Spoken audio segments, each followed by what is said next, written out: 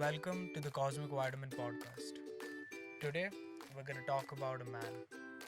A man who always said that he loved humanity, but he hated humans.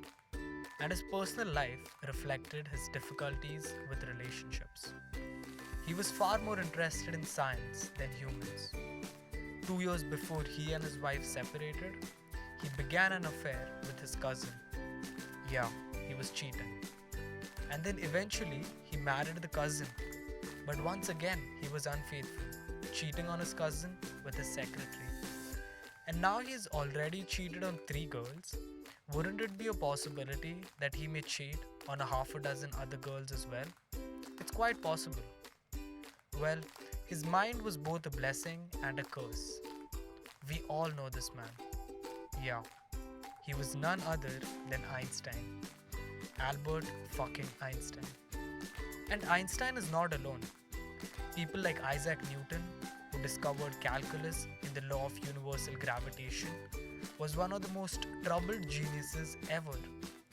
He was secretive, paranoid, and haunted by insanity by the age of 50. You're not gonna believe this, but Newton became fully psychotic and spent an entire year in an insane asylum. But you know what? Crazy people develop their own sense of style and paint the portrait of life exactly the way they see it. And while some may see them as crazy ones, I see them as geniuses. Because the ones who are crazy enough to think that they can change the world are the ones who do. Like if you see normal, hardworking people very rarely become successful. But these crazy people, what they do is they kind of create a new box for normal people to think inside of. When we look at all these geniuses, the first thing that comes to mind is all the beautiful things they did, all the scientific discoveries they made, all the laws they invented, and all the ways in which they changed the world. But we never look at the dark side of these geniuses. Now, the reason these geniuses have these dark sides is because of a very notorious chemical. And this chemical exists not just in Einstein and Newton, it exists in you and me. And this chemical is called dopamine. It is dopamine that makes you desire what you don't yet have. It is dopamine that drives you to discover new scientific theories, or score the goal in the Football Champions League final, or seduce the girl that you always wanted as your girlfriend. It is a source of creativity and, if taken too far, also the reason for madness. It is the key to addiction and the path to recovery. Yeah, it is dopamine that makes a really ambitious executive worker in a company sacrifice everything, including his family, his health, and his personal hobbies, just in the pursuit of money, the pursuit of success. It is dopamine that makes successful actors, businessmen, and artists keep working long hours even after they have all the money, fame they had ever dreamed of. It is dopamine that makes a husband or wife feel a thrill when they see someone else flirting with them and are ready to risk a 20-year marriage just for a night of insane fun. It's dopamine that makes scientists and philosophers find explanation to tough questions. This chemical makes up only 0.003% of your body, but it's going to drive every single thing you do. Everything depends on dopamine. It is fueling our dreams. It is the reason why we feel bad when we fail. Now, all these things may sound really great things, but you know what? Dopamine has a dark side. It is the reason why we are never happy for very long. Mammals, reptiles, birds, and fish all have this chemical inside their brain, but no creature has more of it than a human being. Well, that makes complete sense, right? Because you don't see a snake making a Picasso like painting or a dog going and building the pyramids. Only human beings can pull that off.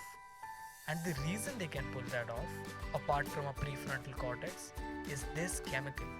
This chemical inside your brain, that is dopamine. No creature in this entire world has as much dopamine as humans. There is also this major misconception that dopamine is the pleasure molecule. But you know what the researchers found out? Dopamine isn't about the pleasure at all. The prime motive of dopamine is more. More gambling, more cakes, more sex. Dopamine can be called the molecule that cultivates dissatisfaction. Dopamine lies to us. From dopamine's point of view, having things is uninteresting. It is only getting things that matter. In a way, dopamine isn't the pleasure molecule, it's the anticipation molecule. Let me explain. If you live under a bridge, dopamine makes you want a tent. If you live in a tent, it makes you want a house. If you live in the most expensive mansion in the world, guess what? Dopamine makes you want a castle on the goddamn moon. For dopamine, there is no finish line. Dopamine isn't the only interesting chemical inside your brain, by the way. Most people don't know that we have these interesting chemicals inside us. Imagine a man saying, "Hey man, you don't need to do drugs like morphine. You already have them inside your body." Or he says, "Hey dude, why are you smoking weed? You already have that in your body." We would say, "This guy is insane." Well, guess what? Scientists think that this guy is right. Because things like endorphins and endocannabinoids are basically very fancy words for your brain's version of morphine and weed.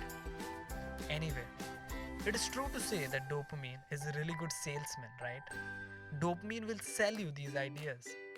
It'll be like, buy this, it'll change your life. Do this and you'll never be the same person again. Do this and you'll be happy. You know, cigarettes are a good example to understand the workings of dopamine. Imagine a man carrying a rock on his head all day long. And the only reason he is carrying it is because when he keeps it down, it's going to feel good. You know, his muscles will relax and he'll feel calm. So the only point of smoking it is to get addicted. Yeah, I know I sound crazy, but think about it. You experience the pleasure of relieving the unpleasant feeling of not having a smoke. Suppose you're at a party or a wedding and all you can think about is the next cigarette, and you feel this unpleasant urge to just go and smoke. When is this boring birthday party going to get over? I need a goddamn smoke. That unpleasant feeling is what the cigarette just kills you for. You feel better. That sounds crazy, I know. Well, in spite of how powerful dopamine is, the interesting thing is that there is something in your brain that can fight against this urge to get addicted. Because we know that every day addicts get clean and quit. Fat people, they lose weight. And people sometimes switch off their TV and go for that run. You know, these things happen all the time. And like I said before, the only thing that can oppose dopamine in this is this very toxic cycle of addiction of dopamine itself. Just like a car has both an accelerator and a brake, the brain also has an accelerator and a brake. And the weird part is, they're both called dopamine. Till now, we have seen that dopamine is relentlessly focused on the future. It is the reason we put in the effort, and without dopamine, there'd be no efforts. And guys, there's this other side of the coin, which is too much dopamine. The perfect example for you is Buzz Aldrin. Buzz Aldrin was an astronaut and a fighter pilot who walked the surface of the moon. Not once, not twice, but 3 fucking times. In an interview after the moon landing, Buzz Aldrin was asked how it felt to go on a moon. And his reaction was not even a reaction. He said he wasn't feeling anything. When he was asked about his emotions when he walked on the surface of the moon, he said that astronauts don't have emotions. So weird, right? Instead of basking in his glory, he was just like, it's something we did and now we should do something else. Apparently, going to the moon was as satisfying to him as painting a fence or taking a dog for a walk. He just wanted to find something else, the next big adventure, the next glorious thing he's going to accomplish, the next big challenge that could hold his attention. This is the reason having too much dopamine in your system will fuck you up. He also went through depression, alcoholism, and if that's not enough, he had 3 divorces and suicide impulses, and a long stay at a psychiatric ward, all of which is described in his candid and depressing autobiography. Anyway, so up until now, we have seen some people with too much dopamine become addicted to heroin and drugs, alcohol, sex, all these things. But dopamine can also make people addicted to achievement and being unable to experience fulfillment once they're successful. In this book called The Molecule of More, a wonderful book, there is a chapter named Why Geniuses Are Jerks, where the author interestingly explained how high levels of dopamine in brilliant people often result in them having poor human relationships. And Buzz Aldrin, Einstein, Newton, these aren't the only people. The list goes on. Many brilliant artists, scientists, and business leaders, musicians like Beethoven, scientists like Charles Darwin, Nikola Tesla, chess master Bobby Fischer, the list goes on. The hyperactive dopamine systems in these creative geniuses put them at higher risk of mental illnesses. Dopamine drives intelligence, creativity, and hard work. That is all true, but it can also make people behave in bizarre ways. True, dopamine alone can never satisfy us. You can't do that. Thinking that dopamine will give you satisfaction is like thinking a hammer will work as a screwdriver. It is always just promising us that satisfaction is right around the corner. One more donut, one more promotion, one more girl. So here are a few takeaways for the listener. First, we busted a myth that says dopamine is the pleasure molecule. Not true. In fact, it is actually the anticipation molecule. We also learned that dopamine is the molecule that constantly keeps you dissatisfied. That it has a dark side, right?